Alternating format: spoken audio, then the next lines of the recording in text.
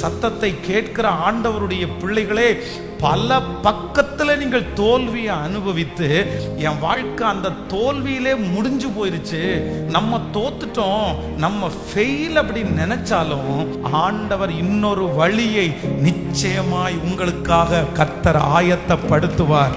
நீங்க முயற்சி எடுத்த 90% காரியங்கள் தோல்வி அடைந்திருந்தாலும் என் தேவனாகிய கர்த்தர் உங்களுக்காக ஒரு புதிய வழியை கர்த்தர் திறந்து, புதிய பாதையை திறந்து, உங்களுக்கு அனுபவமே இல்லாமல் உங்களுக்கு தெரியாத அந்த பாதையிலே நான் நம்புகிறேன் கர்த்தர் உங்களை ஜெயிக்க பண்ணுவேன் என்று வாக்கு கொடுக்கிறார். உங்கள் தோல்விகள் ஜெயமாய் மாறும்.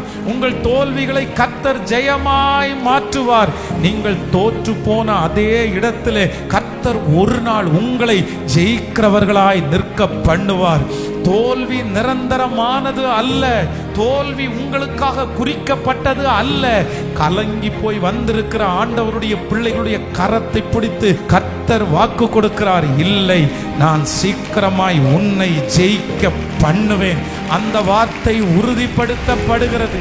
அந்த வார்த்தை உங்களை தேடி வருகிறது.